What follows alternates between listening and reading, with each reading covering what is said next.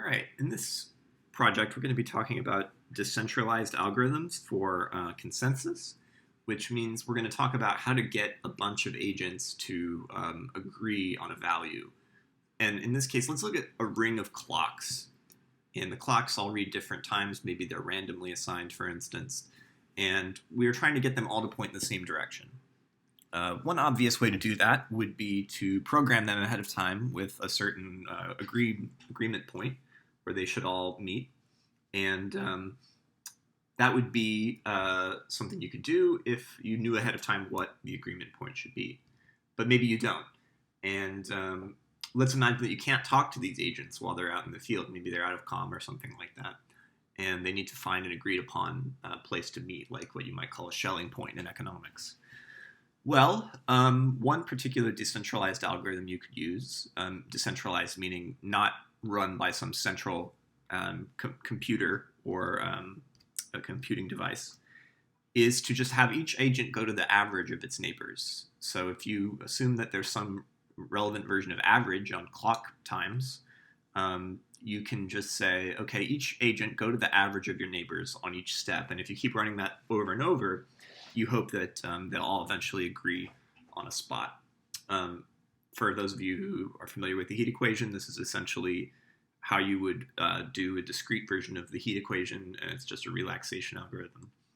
So let's look at that. What happens if you ask them to do that?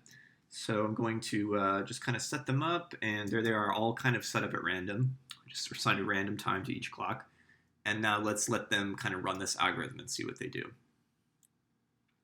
So we see them kind of trying to come to some sort of agreement.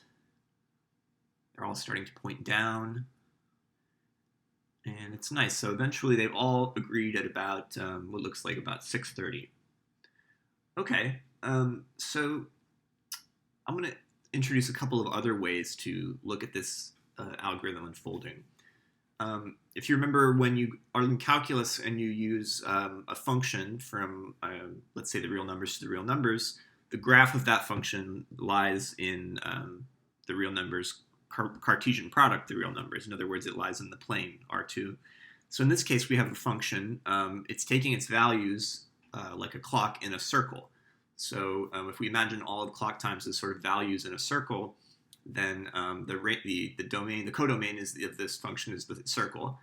And I want to imagine that the function's domain is actually the circle as well. So we've only taken 25 or so clocks arranged in a circle. But if we took an infinite amount, we could actually have for each value on a circle taking a value in the circle as well. So this is a function from the circle to the circle, and the graph of it lies in the circle Cartesian product, the circle, which is the torus.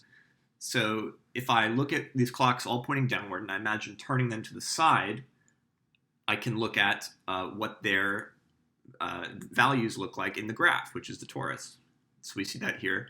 Now let's look at assigning them all random values again and watching that algorithm we just saw go into effect. So there they are, kind of all at random. And now watch them sort of ease their way into common value. So you can think of this sort of like the path through the torus is like a little loop, and you're trying to pull it as hard as you can, like contract it, like a rubber band getting more and more tension on each run. And that's the central idea of this project is to connect two things. One of them is these kind of heat equation like relaxation algorithms for decentralized consensus, and the other one is homotopy classes, which if you don't know about, that's fine. But you can say that this here, I'm going to talk about them from time to time, so you can ignore that part if you want. But so this here is the trivial homotopy class of a map from S1 to S1, winding number 0. And so I want to look at one other way of interpreting this here. If we look at this graph here, we're going to think of this as a sort of like an arc length graph. So if I go back to where all of the circles were assigned at random, I think about as I go between each circle, I count how much distance there is between that. So if we look at the top circle, it's pointing at about 9 o'clock. Next one's about 9 o'clock. So that's not much distance I traveled. Oh, but the next one is the kind of light green one is at just over 3 o'clock. So that I had to travel almost all the way around the circle to get there. And then the next one, the purple clock, is at about, so now we're over here.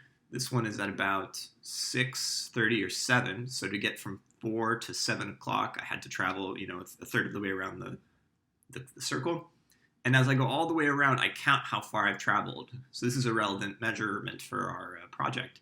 And if you look down here, this is going to measure how far you have to travel around the circle to go through all of the dials here.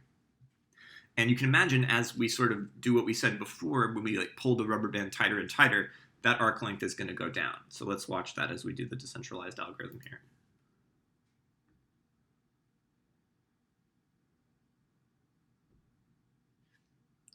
And I'll explain these red dashes in a minute. Yeah, so it went down, it got all the way to 0 because at the end they're all pointing the same direction, so there is no distance to travel from one clock to another. Okay, so we have these 3 ways of looking at it. We have the ring of clocks, we have the torus on the right with the dots. You can think of every clock tip as having a big red dot, and that's what you're seeing over here. And then we have the arc length measurement, which is this graph of the distance traveled around all the clocks. All right, let's try a slightly different one. Let's put a few more clocks in and see if it works again. Added, I've kind of doubled about the amount of clocks. Okay, and this is interesting here.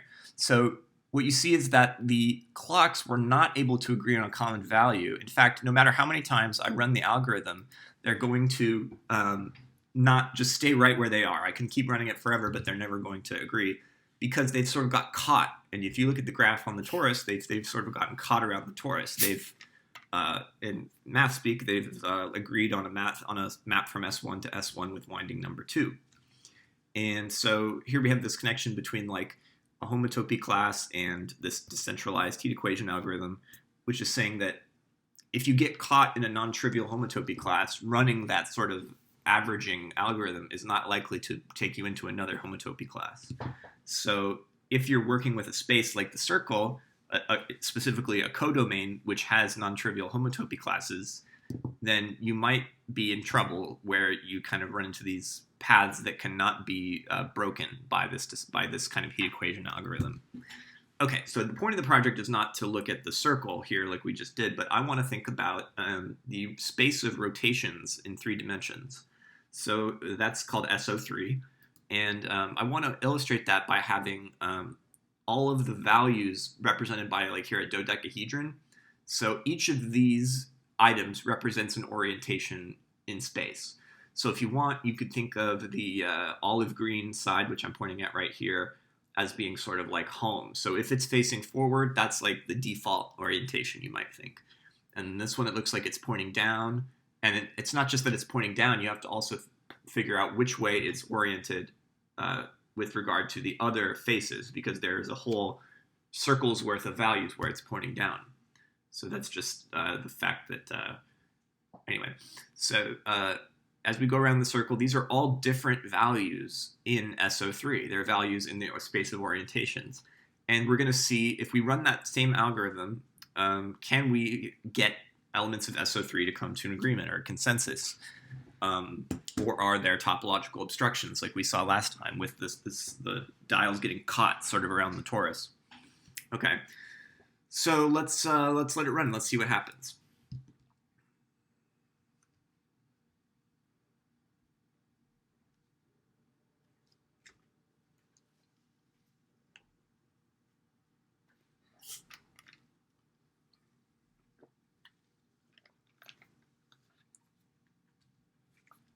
Okay, so again, like in the case of the circle, we've gotten caught here on a class that will not unwind no matter how many times we run this heat equation type algorithm. And this is illustrating the fact that one of the early things you learn in algebraic topology is that the fundamental group of SO3 is the cyclic group of order 2.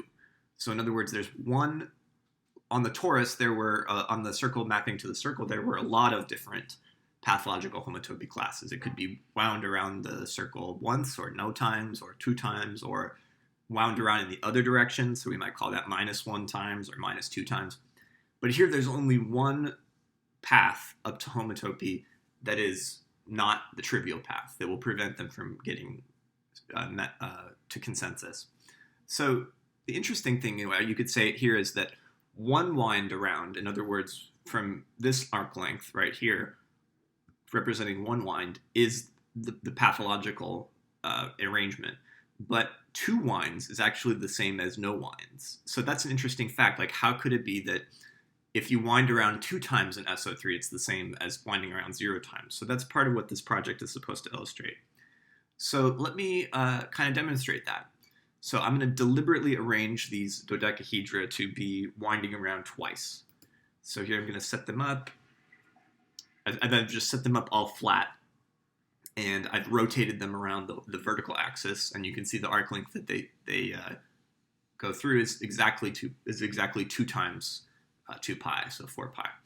Now, they will just sit there if I try to run the heat equation, because they're at an unstable equilibrium here. But so I can just let them sit there forever. But if I perturb them just a little bit out of their little, like think of them sitting at the top of a hill or something like that, and I just nudge them, they'll slowly start to roll and unwind. And I want you to watch that now.